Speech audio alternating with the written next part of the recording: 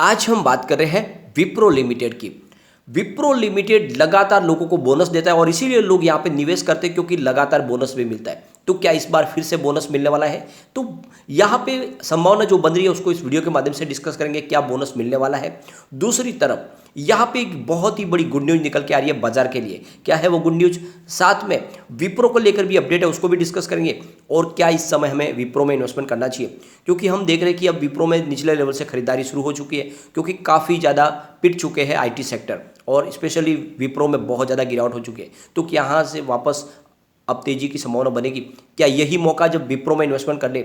वैसे तो विप्रो की अगर हम बात करें तो ये कंपनी सिर्फ आईटी सेक्टर में ही कामकाज नहीं करती, बल्कि कंपनी के 3-4 अलग अलग डिवीज़न है, जिसमें इनका इंफ्रास्ट्रक्चर का कामकाज है, इनका मेडिकल हेल्थ केयर का सेक्टर भी, और साथ में लाइटिंग और कंज्यूमर केयर भी सेक्टर है, जिसमें कंपनी बहुत तेज़ी से अपने कारोबार को आगे बढ़ा रही है। अब तो इन्होंने अपने लाइटिंग डिवीज़न और कंज्यूमर केयर डिवीज़न को भी अलग कर लिया। जिस तरह से कंपनी बिजनेस को आगे बढ़ा रही है, बहुत सारे ऐसे ब्रांड्स हैं जो इंडिया में सबसे ज़्यादा पॉपुलर है और मार्केट में लीडर भी है। तो आप देख सकते हो कि इंडिया के अलावा इनका बहुत सारी कंट्रीज में कामकाज है, और जिस वजह से विप्रो आने वाले समय वाकई में आपको फिर से बोनस दे सकता है, और यहाँ पे डिविडेंड बोनस के दम पे ही आप यहाँ पे आराम से करोड़पति बन सकते हो।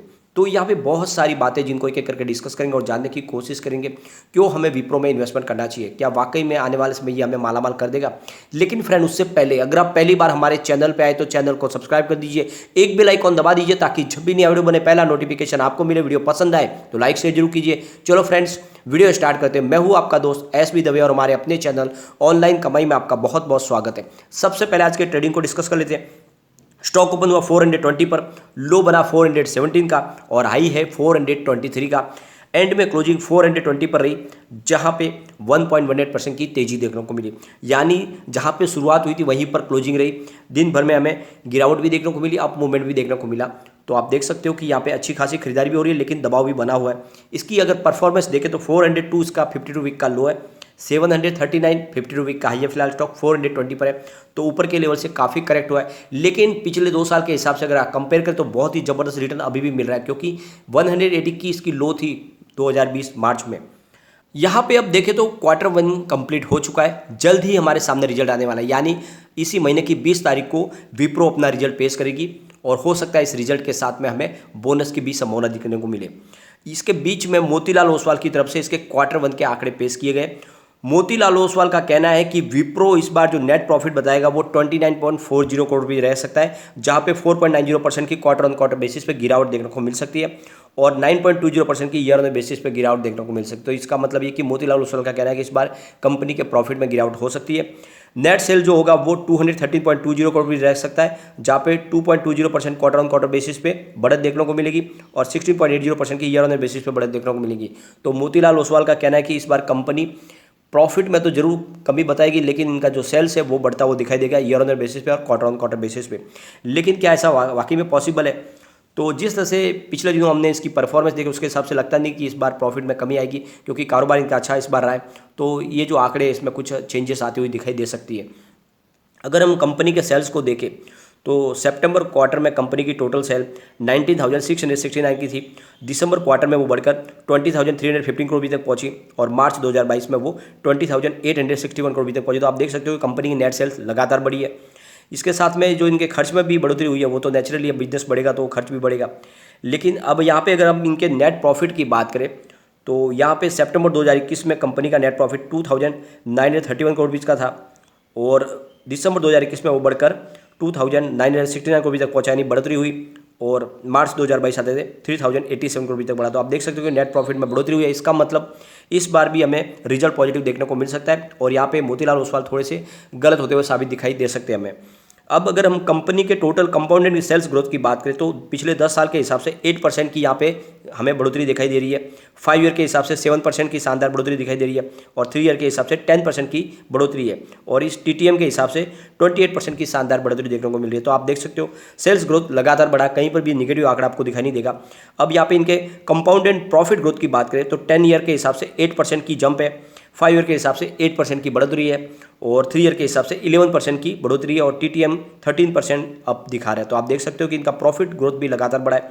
अब इनके स्टॉक प्राइस CAGR तो 10 ईयर के हिसाब से 11% अप है, 5 ईयर के हिसाब से 17% अप, 3 ईयर के हिसाब से 16% अप है, और 1 ईयर के हिसाब से -2% है। तो आप देख सकते हो कि इनका पिछले 3 साल के हिसाब से तो प्रदर्शन पॉजिटिव है, लेकिन 1 साल में इन्होंने कोई खासा प्रदर्शन नहीं किया, बल्कि काफ़ी गिरावट दिखाई है और यही आंकड़ा थोड़ा सा निराशाजनक है। रिटर्न और इक्विटी को देखें तो 10 ईयर के हिसाब से 20% का बढ़त देखने को मिला शानदार, 5 ईयर के हिसाब से 18% का पॉजिटिव रिटर्न दिया है और 3 ईयर के हिसाब से 19% अप है, लास्ट ईयर के हिसाब से 20% अप है। तो आप देख सकते हो यहाँ पे आपके आंकड़ों में सिर्फ 1 ईयर के हिसाब से जो इनका CAGR है वही डाउन बता रहा है, बाकी ओवरऑल सारे आंकड़े पॉजिटिव, जिसके दम पे कह सकते हैं कि विप्रो शानदार प्रदर्शन कर रही है।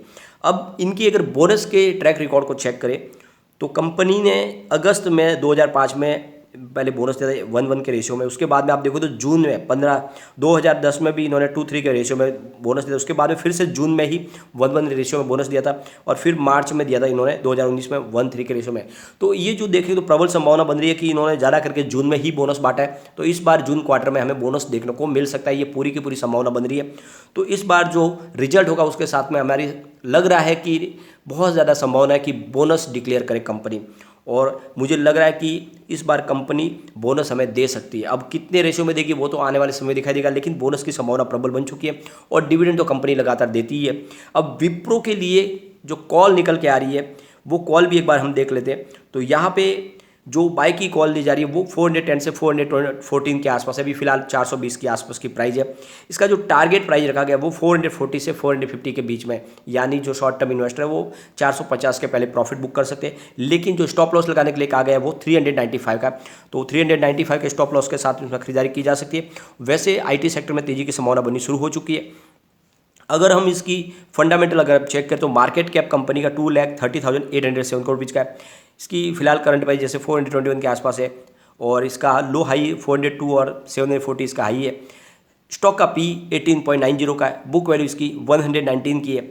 डिविडेंड आपको मिलेगा 1.43% के हिसाब से। इसका ROC 21.1% है और इसका ROE 20.30%, फेस वैल्यू 2 रुपीज़ है। तो काफ़ी अच्छे फंडामेंटल है इसके। अब यहाँ पे सबसे बड़ी बात है कि अगर हम इनके शेयर होल्डिंग पैटर्न को भी एक बार डिस्कस करें तो प्रमोटर की होल्डिंग लगभग आपको एक जैसी ही दिखाई देगी, यानी जून 2021 में 73.02% की होल्डिंग थी, जो मार्च में अभी फिलहाल 73% के आसपास, यानी वही लगभग सेम होल्डिंग है। FI की बात करें तो यहाँ पे होल्डिंग आपको घटती हुई दिखाई देगी, यानी 9.83% की होल्डिंग जून क्वार्टर में थी, जो मार्च में घटकर 8.12% रही है। अब DI की बात करें तो 5.69% की होल्डिंग जून में थी, जो फिलहाल घटकर 3.24% तक आई है, तो DI की होल्डिंग भी घटी है। पब्लिक की बात करें जनरल पब्लिक की तो 11.11% की होल्डिंग जून में थी, जो मार्च क्वार्टर में आते हुए 15.37% की हुई है, तो यहाँ पे जनरल पब्लिक ने अपनी होल्डिंग को बढ़ाया है। अदर्स की बात करें तो 0.34% की होल्डिंग जून में थी, जो फिलहाल 0.27% हुई है, तो यहाँ पे अदर्स की होल्डिंग भी घटी है।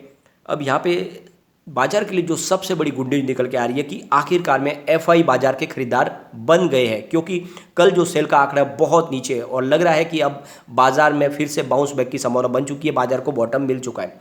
कल FII ने 7,355 करोड़ बीच का नया इन्वेस्टमेंट किया और सामने 7,685 करोड़ बीच का अपना पुराना माल बेचा। इस तरह से उनकी जो खरीद बिकवाली है वो मात्र 330 करोड़ बीच की है और पिछले कई महीनों के बाद ये हम आंकड़ा देख रहे हैं जहाँ पे जो बिकवाली है वो 3 आंकड़ों में आ गई है। इससे एक बात तो समझ में आ रही है कि अब जल्द ही FI यहाँ से खरीदारी शुरू करेंगे। बात करें DI की तो कल DI ने अच्छी खासी फिर से खरीदारी की, जो पिछले कई समय से कर रहे हैं। कल DI की तरफ से 7,751 करोड़ बीच का इन्वेस्टमेंट किया गया और 6,287 करोड़ बीच का माल बेचा गया। इस तरह से जो DI की खरीदारी है वो 1,464 करोड़ बीच की रही है, तो काफ़ी शानदार आंकड़े रहे। इस तरह से हमें लग रहा है कि अब बाजार को बॉटम मिल चुका है। यहाँ पे विप्रो में आपको निवेश करना चाहिए, ये बोनस का बादशाह आपको मालामाल कर देगा।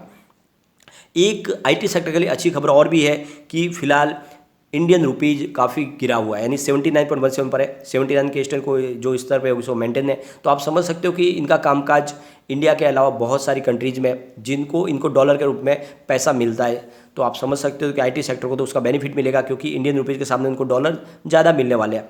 अब यहाँ पे एक और अच्छी बात है क्रूड ऑयल की तरफ से। क्रूड ऑयल की प्राइस फिलहाल नीचे की तरफ है और इस वजह से आने वाले समय में कमोडिटीज़ की प्राइस गिरेगी, जो लगातार गिर भी रही है। फिलहाल WTI क्रूड 99.37 पर है, ये अच्छी बात है कि 100 से नीचे आ गया है। ब्रेंट क्रूड 101 पर आ गया है, जहाँ पे 0.89% की तेजी देखने को मिले। ओवरऑल क्रूड ऑयल भी नीचे आ चुका है। तो ये सारी की सारी जो सिग्नल है ये अब इस समय खरीदारी की तरफ इशारा करें, तो बिल्कुल आपको इस समय विप्रो में निवेश करना चाहिए। ये बोनस का बादशाह आने वाले समय आपको मालामाल कर देगा। यहाँ पे कम्युनिटी सेंटीमेंट स्टॉक के साथ बना हुआ है। 77% बाई की कॉल है, 15% सेल की कॉल है, 8% होल्ड की कॉल है। तो आप देख सकते हो 100 में से करीब 85% लोग इसको लेना पसंद कर रहे हैं। एक बार इसके पिवट लेवल को भी चेक कर लेते हैं। यहाँ से स्टॉक गिरेगा तो 413 का फर्स्ट सपोर्ट है, ये सपोर्ट टूटा तो 410 तक स्टॉक जा सकता है। तीसरा सपोर्ट 407 का, अभी भी 400 के नीचे स्टॉक जाने की संभावना नहीं है। पॉजिटिव माहौल बना तो 418 का फर्स्ट रेजिस्टेंस है, इसको पार किया तो 421 तक स्टॉक जा सकता है और वहाँ तक पहुँचे फिर 424 तक भी जा सकता है। तो बिल्कुल निवेश करें, आने वाले समय आपको बहुत ही शानदार रिटर्न दे सकता है। लेकिन फ्रेंड, कोई भी इन्वेस्टमेंट करने से पहले अपने फाइनेंशियल एडवाइजर से बारे ले ले या अपना खुद का रिसर्च करें, क्योंकि मैंने वीडियो आपके एजुकेशनल पर्पज के लिए ही बनाया। वीडियो पसंद आए तो लाइक शेयर जरूर कीजिए और चैनल को सब्सक्राइब कर दीजिए। Thank you friend.